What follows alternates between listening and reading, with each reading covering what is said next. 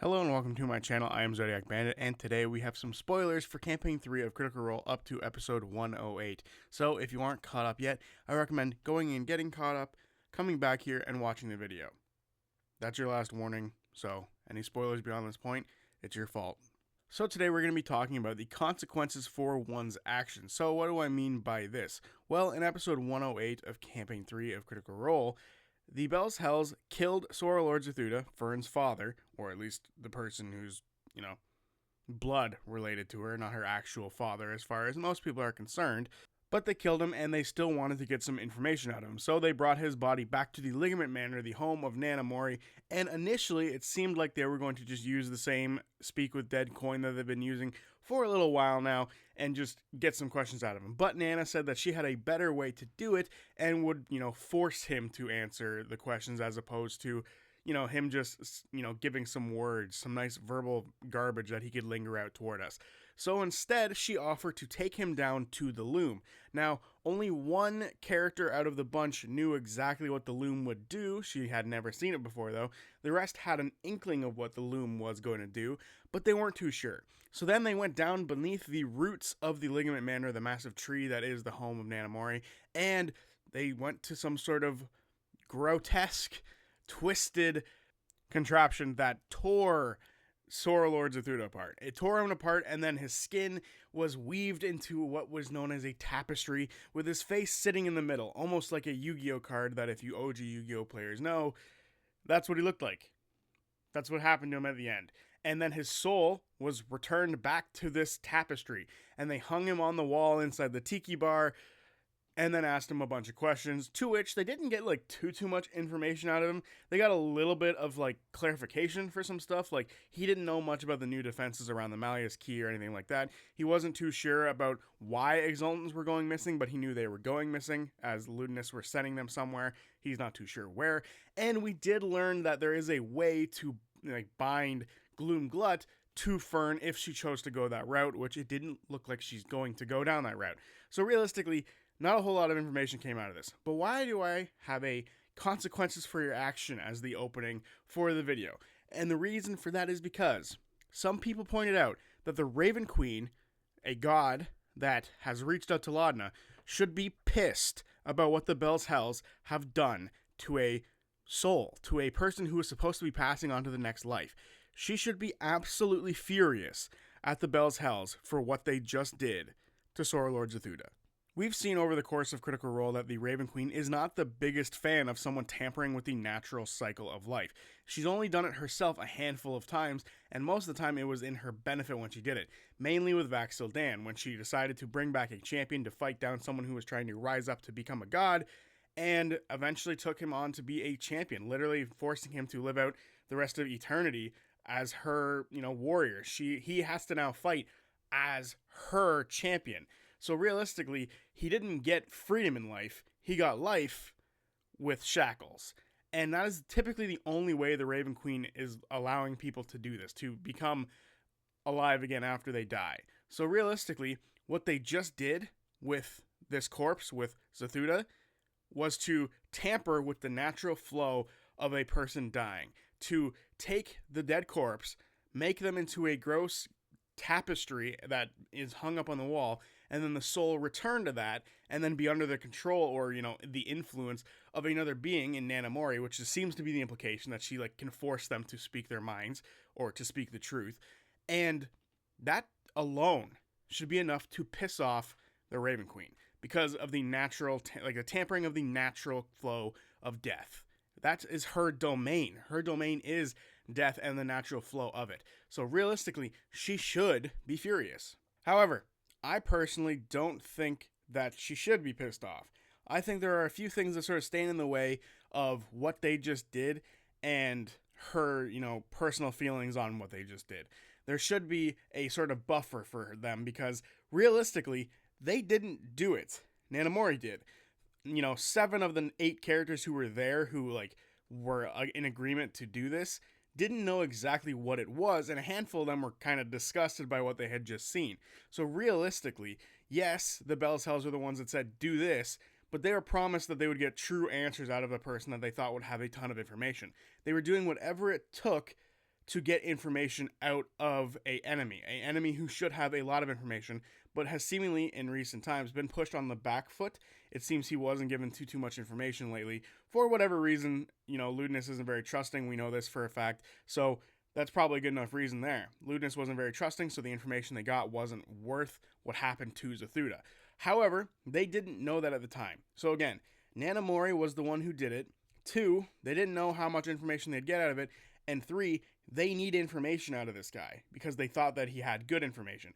Realistically, there's a 4th answer. This guy is an enemy to the gods. He is specifically trying to release Predathos, whether it not be for Ludinus' own means, but for the Fae and the Unsealing's own means. He wishes to free the Fae realm from the gods, and she happens to be a god, and her effect is still felt on the Fae realm. Even if she isn't directly connected to it, her effect of the cycle of death is still there. It's still felt there. So realistically, she does have some sort of, not a domain over it, but she does have her hands in this realm. So realistically, that is an enemy. She shouldn't be too pissed off about an enemy getting sort of messed up. Yes, what happened was messed up, but there is a reason for him being messed up, and it's for her benefit.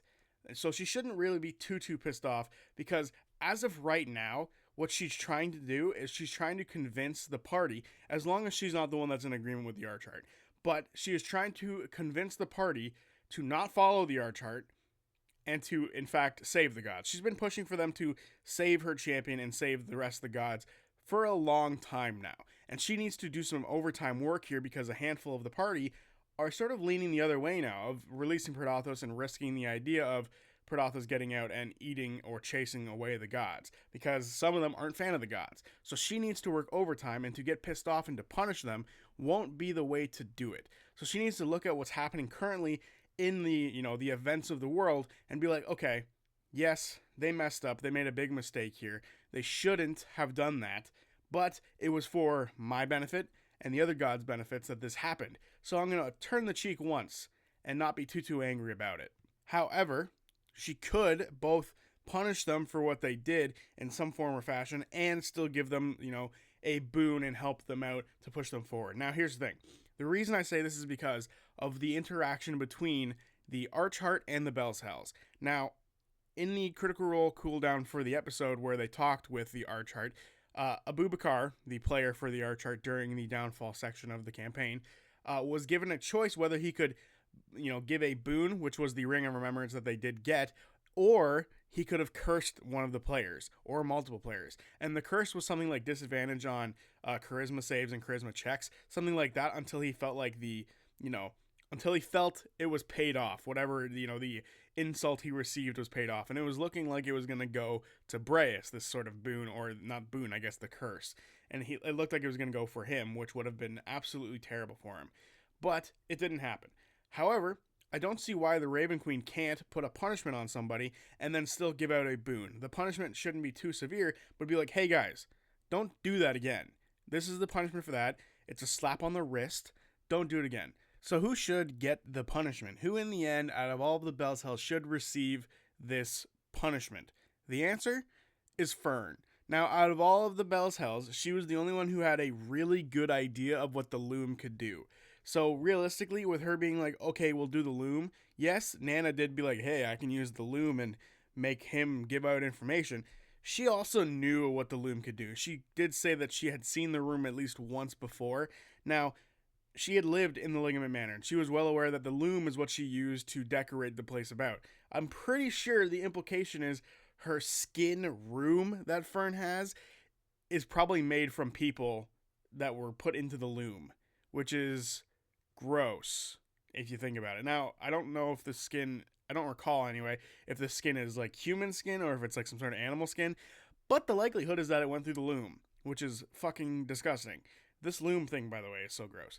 But with that being said, like her knowledge of the loom, her understanding that what the loom could do, her having lived in the Ligament Manor and knowing that the loom is a thing that does things, and she's also someone who's connected to the Fate Stitcher, the person who constantly tangos and messes with the Raven Queen. They've brought that up over the, the entire campaign, that the two of them are sort of at odds with each other. They're not, fans of each other. They don't like each other very much. They get in the way of each other all the time. She can mess with fate, and obviously the Raven Queen's not a big fan of that. So to directly get back at Nana Mori and to punish the person who suggested the idea, or who was okay with the idea even though she knew the consequences, to punish Fern.